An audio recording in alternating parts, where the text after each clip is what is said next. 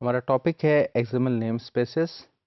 अब what is an XML namespace? XML namespace provide a method to avoid element name conflict. ये naming conflict क्यों आते हैं और कब आते हैं? फॉर इंस्टेंस, हम एक एक्सएमएल फाइल्स को, मल्टीपल एक्सएमएल फाइल्स को यूज़ कर रहे हैं जिनके डिफरेंट ऑथर्स हैं, तो ये पॉसिबल है कि एक शख्स जो है एक टैग को यूज़ कर रहा है और दूसरा शख्स भी उसी नाम के एक टैग को डिफाइन कर देता है। तो जब हम रीड कर रहे हैं एक्सएमएल फाइल्स को, तो सेम टैग, सेम नाम के टैग्स जब हम हमारे पास आएंगे तो ये कॉन्फ्लिक्ट होगा। तो इसका रेजोल्यूशन जो है वो एक्सएमएल नेम स्पेसेस के ज़रिए होता है। देखते हैं हम कि आगे कैसे इसको एक्सएमएल नेम स्पेस के ज़रिए रिजॉल्व किया जाता है। In XML element names are defined by the developer. जाहिर है जो ऑथर है उस एक्सएमएल फाइल का वही डिफाइन करता है। This often result in a conflict when trying to mix XML documents from different XML applications. तो इस तरह के इश्यूज अकर हो जाते हैं या इश्यूज आ जाते हैं जब मल्टीपल एक्सएमएल डॉक्यूमेंट्स को मिक्स किया जा रहा हो जो मल्टीपल ऑथर्स ने लिखे हुए हैं, तो एक ही नाम डिफरेंट एक्सएमएल फाइल्स में यूज़ हो रहा होता है या एक ही टैग डिफरेंट एक्सएमएल फाइल्स में यूज़ हो रहा होता है, जिसकी वजह से कन्फ्यूजन आ रही होती है।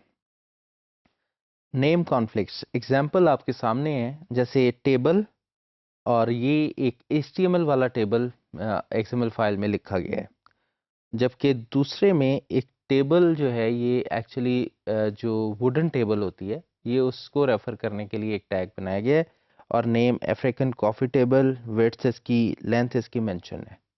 अब ये इटसेल्फ दो डिफरेंट एक्सएमएल फाइल्स हैं आपके सामने स्लाइड पर, बट दोनों का पर्पस डिफरेंट है।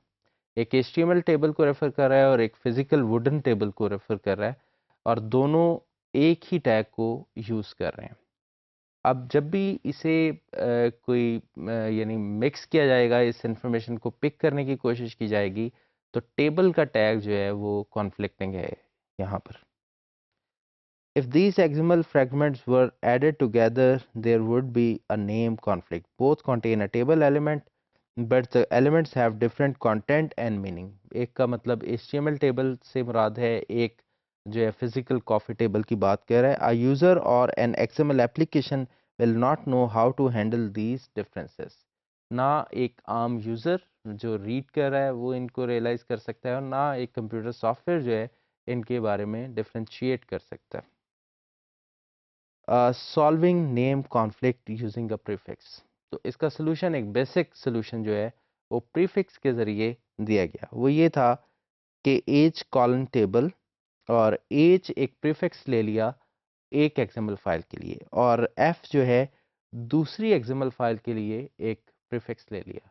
अब अगर एक्सएमएल एप्लीकेशन जो है वो एज टेबल की बात करेगी, तो इसका मतलब पहली वाली एक्सएमएल जो कि एचटीएमएल टेबल है, और दूसरा जो है एफ टेबल की बात करेगी, तो इसका मतलब वो एक कॉफ़ी टेबल है जो कि दूसरी एक्सएमएल थी।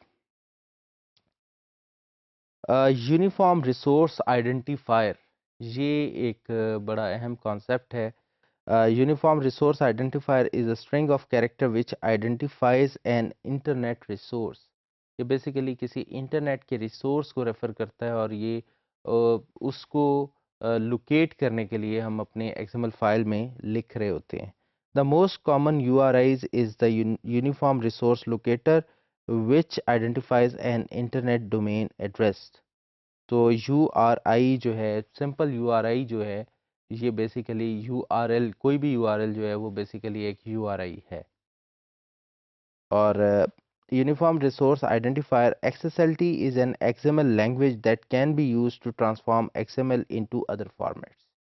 तो बेसिकली XSLT जो है ये एक फॉर्मेट है जो किसी भी XML फाइल को ट्रांसफॉर्म करने के लिए यूज़ होती है। In XSLT most of the tags are HTML tags. बहुत सारे इसमें HTML टैग्स ही हैं। Tags have a prefix XSL। अब उन टैग्स में जब वो HTML टैग्स हैं, तो हम कैसे डिफरेंशिएट करेंगे कि ये फॉर्मेटिंग के लिए HTML वाली चीज़ हमने यूज़ करनी है या XSL वाली? तो उसका बेसिक तरीका ये है कि XSL कॉलन और आगे टैग का नाम, तो और उसकी identify by the name space, और जब भी हम एक्सएसएल लिखेंगे तो ये नेम स्पेस मेंशन करेंगे जो यहाँ पर हमारे सामने स्क्रीन पे नज़र आ रही है। और अब इस चीज़ को अंडरस्टैंड करने के लिए मैं आपको डेमो की तरफ लेके जाता हूँ। URI elements.xml, यहाँ से हम बेहतर पोजीशन में होंगे कि इसे एक्सप्लेन कर सकें कि किस तरह से एक XML डॉक्यूमेंट जो है वो वर्क कर रहा है। ये हमारी URI element.xml फाइल है। इसमें यहाँ हमारा XML का स्टार्ट है। ये हमने स्टाइल शीट XSL को इंट्रोड्यूस किया और ये हमने इसका नेम स्पेस मेंशन किया XSL। अब इस पूरी फाइल में जिस टैग से पहले मैं XSL कॉलन लिख रहा हूँ, ये इस टैग का मीनिंग जो है ये इस URI के ज़रिए रेफ़र किया जाएगा, यानी इसका मीनिंग यहाँ से अप्लाई होगा। और आप देख सकते हैं कि हमने कुछ जगह पर जैसे ये फॉर ईच का टैग लगाया हमने XSL कॉलन लगा के, तो इसका मतलब ये टैग जो है या इसकी वैल्यू जो है एक्चुअली वहाँ से पिक हो रही है। इसी तरह से हमने वैल्यू ऑफ का टैग लगाया है, लेकिन उससे पहले हमने XSL मेंशन कर दिया है, तो ये इसका मतलब इसका जो XSL मीनिंग है वैल्यू ऑफ का वो अप्लाई होगा यहाँ पे। तो आप देख सकते हैं कि ये mix of XSL and HTML है ये फाइल, और इसमें आप HTML आपने आउटर टैग लगाया, लेकिन उससे बाहर आपने XSL टेम्पलेट लगा दिया। बॉडी के अंदर आपने हेडिंग दी माई CD कलेक्शन, और उसके बाद आपने टेबल लगा दिया। टेबल के अंदर आप रोज़ बना रहे हैं और फिर फर्दर रोज़ बना रहे हैं। यहाँ जो ये रोज़ की तादाद है ये डिफाइन नहीं है, क्योंकि इससे बाहर आपने फॉर ईच का लूप लगाया हुआ है, और जितना भी आपके पास CD या कैटलॉग होगा उसके लिहाज से यहाँ पे टाइटल और आर्टिस्ट की इंफॉर्मेशन कॉलम में पॉपुलेट हो जाएगी। यानी XML में हमारे पास बहुत सारे टाइटल और आर्टिस्ट एक्सेस कर रहे हैं, तो ये बहुत बड़ा एक टेबल जनरेट कर सकती है ये XSL फाइल, और ये टेबल बेसिकली एंड हो रहा है, और यहाँ पर बॉडी और HTML एंड हो रही है, और XSL का टेम्पलेट एंड हो रहा है, और ये स्टाइल शीट।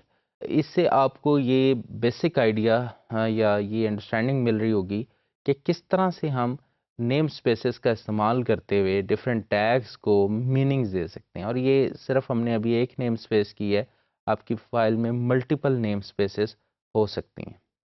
हमने देखा कि इस फाइल में डेमो URI elements.xml में हमने देखा कि स्टाइल शीट्स XSL हमने अप्लाई की और HTML यूज़ की। तो HTML और XSL के जो हमने टैग्स को डिफरेंशिएट किया यूजिंग नेम स्पेसेस, और एक फाइल में मल्टीपल नेम स्पेसेस हो सकती हैं, तो इससे आप अंदाज़ा कर सकते हैं कि अगर टैग नेम मैच भी कर रहे हैं तो अब हमारे ब्राउज़र को या पार्सर को इशू नहीं होगा, क्योंकि ऊपर हम प्रॉपर नेम स्पेसेस मेंशन कर चुके होंगे, जिससे हमारा कोड जो है वो एरर प्रोन नहीं रहा, और पार्सर खुद ही उन स्टैंडर्ड्स को चेक करते हुए अप्लाई कर देगा मीनिंग, और कॉन्फ्लिक्ट्स जो हैं वो जनरेट नहीं होने देगा।